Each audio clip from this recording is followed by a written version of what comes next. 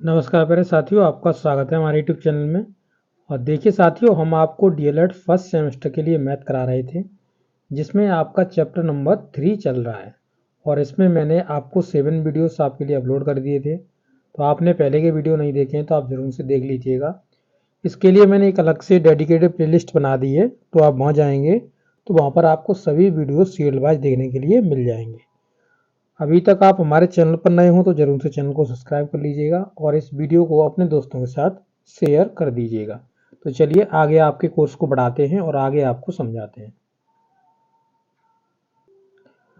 तो देखिए साथियों, यहाँ से हम आगे देखेंगे तो पूर्ण संख्याओं में भाग की संक्रिया। तो इस पॉइंट को हम डिस्कस करने जा रहे हैं, तो आप देखते रहिए। देखिए, पूर्ण संख्या, तो हमने बताया था कि पूर्ण संख्याएं क्या होती हैं, जो आपकी होल नंबर्स जिनको हम इंग्लिश में बोलते हैं। और इसमें आपके सभी नेचुरल नंबर और इसमें जो जीरो है उसको इंक्लूड कर लिया जाता है, तभी हमारे होल नंबर बनते हैं, यानी पूर्ण आपकी संख्याएं बनती हैं। ये मैंने आपको बताया था। उसी पर भाग की संक्रियाएं हम ये जानेंगे और इसमें हम सीखेंगे, ठीक है। तो देखिए, पहला पॉइंट देखिए लिखा हुआ है भाग की संक्रिया में। देखिए लिखा हुआ भाग की संक्रिया में संबरक प्रगुण का परीक्षण। तो क्या होता है संबरक प्रगुण और इसका परीक्षण कैसे करना है, ये चीज देखेंगे।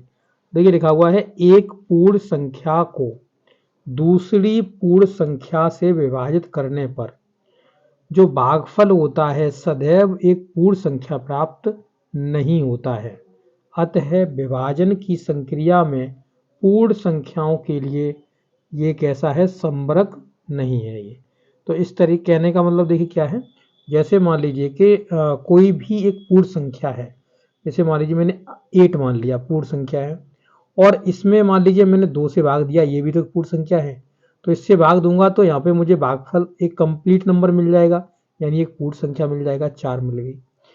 और अगर मान लो कि 8 में मैंने 3 से डिवाइड कर दिया, तो अब मुझे यहाँ पर कंप्लीट नंबर मिलने के बाद एक कंप्लीट नंबर मिलेगा, उसके बाद ये नंबर पॉइंट में चलेगा। जैसे कि 2 तिया 6, तो 2 तिया 6 हो जाएगा, फिर इसके बाद बचा 2, फिर हो गया 20 पॉइंट लगाओगे तो फिर 3 छक 18, ठीक है, फिर 3 छक 18, इस तरीके से चलता जाएगा। तो इसमें आपको एक पूर्ण संख्या नहीं मिलेगी, पॉइंट में ये जो संख्या है वो आपकी जाएगी।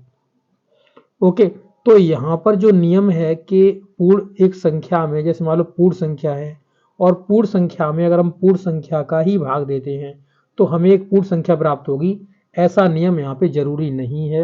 यानी ये नियम यहाँ पे फॉलो नहीं करता है। मैंने आपको एग्जाम्पल के माध्यम से भी बता दिया कि कुछ में तो कंप्लीटली नंबर कट जाएगा, कुछ में कंप्लीटली नंबर नहीं कटेगा। जिसमें कंप्लीटली नंबर नहीं कटेगा तो वो पूर्ण संख्या प्राप्त नहीं होगी आपको। तो नहीं होगी, तो ये नियम जो है वो हर एक पूर्ण संख्या पर नहीं लगने वाला है। तो ये कुछ रेयर केस में लगता है, कुछ में नहीं लगेगा। इसलिए यहाँ पर हम कहेंगे कि जो पूर्ण संक्रिया, आपकी जो संक्रिया है, पूर्ण संक्रियाओं पर आपका ये संवर्ग नियम फॉलो नहीं करता है, ये इसका भाग की संक्रिया में ये फॉलो नहीं करेगा, ठीक है। ये चीज आपको याद रखनी है। अब देखिए, शून्य से पूर्ण संख्याओं में भाग का परीक्षण, यानी किसी शून्य से हम किसी पूर्ण संख्या में भाग दें। जैसे कि मान लीजिए मैंने 2 मान लिया और 2 में हम 0 से भाग दें तो हमको कितना प्राप्त होगा। तो अगर हम 0 से किसी संख्या में भाग देते हैं तो हमें वो अपरिभाषित मिलता है, यानी इनफाइनाइट मिलता है। तो यहाँ पर हम इसकी कोई भी परिभाषा नहीं दे सकते। तो तभी देखिए यहाँ पे लिखा हुआ है किसी पूर्ण संख्या में शून्य से भाग परिभाषित नहीं होता। कैसा होता है, अपरिभाषित होता है।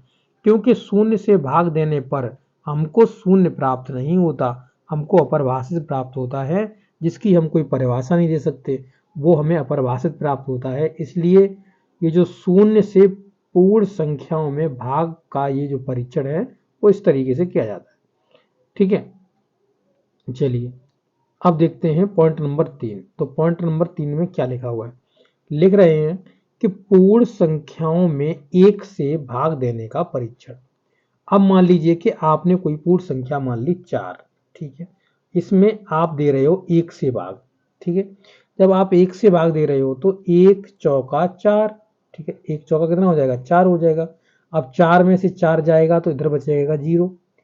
यानी ये कंप्लीटली कट गया। और यहाँ पे जो भागफल निकल के आया वो कितना, 4 निकल के आया। हमारा यहाँ पे भाजक क्या था, तो भाजक था हमारा 1, यानी 1 से हम भाग दे रहे थे। संख्या कितनी थी, 4। तो वही 4 संख्या हमें भागफल के रूप में मिल गई, यानी हमको जो क्वोशेंट है उसके रूप में मिल गई। तो आप समझ सकते हो कि जिस संख्या से आप भाग दे रहे हो किसी संख्या में, अगर मान लीजिए 1 से दिया आपने भाग, तो जिस संख्या में भाग दे रहे हो तो वही संख्या मिल जाएगी आपको। जैसे मान लीजिए एग्जाम्पल के लिए आप 8 एक संख्या मान ली, और 8 में आप 1 से भाग दे रहे हो तो आपको 8 ही मिल जाएगा, यानी वही संख्या भागफल के रूप में सेम टू सेम आपको मिल जाएगी। तो ये है पूर्ण संख्याओं में 1 से भाग देने का परीक्षण। तो वही संख्या हमको प्राप्त हो जाती है, इतना आपको याद रखना है, ठीक है। चलिए अब आगे समझते हैं क्या कहा हुआ है।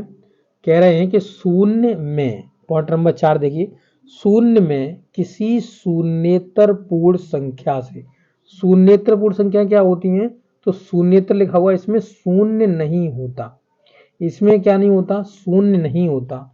शून्येतर संख्याओं के अंदर शून्य नहीं होता है, ये चीज आपको याद रखनी है। चलिए आगे बढ़ते हैं, इतना याद रख लीजिएगा, फिर आपको इसकी जो लैंग्वेज है वो समझने में दिक्कत नहीं होगी। तो शून्य में किसी शून्येतर पूर्ण संख्या से भाग देने का परीक्षण, यानी मान लीजिए कि यहाँ पे मैंने शून्य रखा, शून्य में 1 से भाग दे दिया, शून्य में हमने 2 से भाग दे दिया, शून्य में हमने 3 से भाग दे दिया, किसी से भी दे दे हम भाग, तो हमको इनके सभी के जो आपको भागफल मिलेगा उसमें 0 ही मिलने वाला है। क्या मिलेगा, 0 मिलेगा। किसी भी संख्या से भाग दे लो, वही देखो लिखा हुआ है, शून्य को किसी शून्येतर पूर्ण संख्या से विभाजित करें तो भागफल शून्य ही प्राप्त होता है। इस तरीके से जैसे कि हमने 0 में 5 से भाग दिया तो हमको 0 ही मिल गया। तो ये होता है जब शून्य संख्या में शून्येतर संख्याओं से भाग दिया जाए तो शून्येतर संख्या के अंदर शून्य नहीं होता, ये आपको याद रखना है। ओके, अब देखिए ये क्यों नहीं होता ये भी आप समझ सकते हो, क्योंकि आपको ये पता है कि शून्य से जब हम भाग देते हैं किसी संख्या में तो हमको क्या मिलता है, तो हमको अपरिभाषित मिलता है। अब शून्य में हम शून्य से भाग नहीं देंगे, ये शून्य तक का मतलब क्या है, इसमें जब शून्य होता ही नहीं है तो हम शून्य में शून्य से भाग देंगे क्यों, ठीक है। तो ये चीज याद रखिए, शून्येतर में शून्य नहीं होता है। अगला देख लीजिए नंबर नेक्स्ट, किसी शून्येतर पूर्ण संख्या में उसी शून्येतर पूर्ण संख्या से भाग देने का परीक्षण, यानी कि मान लीजिए एक 5 है, 5 एक शून्येतर पूर्ण संख्या है और हम इसमें 5 से ही भाग दे रहे हैं, तो हमको क्या मिलेगा, 1 मिलेगा, भागफल के रूप में क्या मिलेगा, 1 मिलेगा। तो इतना तो आप जानते ही हो, जब इस तरीके से हम रखते हैं, जैसे मान लीजिए यहाँ 5 है और 5 से ही हम भाग दे रहे हैं शून्येतर संख्या में, उसी शून्येतर संख्या से, शून्येतर संख्या ये है और उसी शून्येतर संख्या से भाग देने पर हमें भागफल में हमेशा 1 मिलेगा, ठीक है। कैसा मिलेगा, 1 मिलेगा, ये चीज याद रखिएगा, ये भी इसी का नियम है आपका। और वही चीज यहाँ पे लिखी हुई है, किसी शून्येतर पूर्ण संख्या में उसी शून्येतर पूर्ण संख्या से भाग देने पर भागफल 1 प्राप्त होता है, यानी 2 में जब हम डिवाइड कर देंगे 2 से तो हमें भागफल मिल जाएगा 1। कितना मिल जाएगा, भागफल हमको मिल जाएगा 1।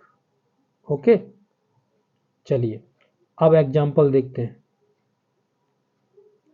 तो चलिए इसके एग्जाम्पल नेक्स्ट वीडियो में देख लेंगे, अभी आप यहीं तक समझ लीजिए इनके सभी क्या हैं, ये शून्येतर संख्याएं क्या होती हैं और किस तरीके से इसके नियम हैं, ये आपने सीख लिया। अगली वीडियो में आपको इनके जो एग्जाम्पल्स हैं वो आपको समझा दिए जाएंगे। Okay, thank you.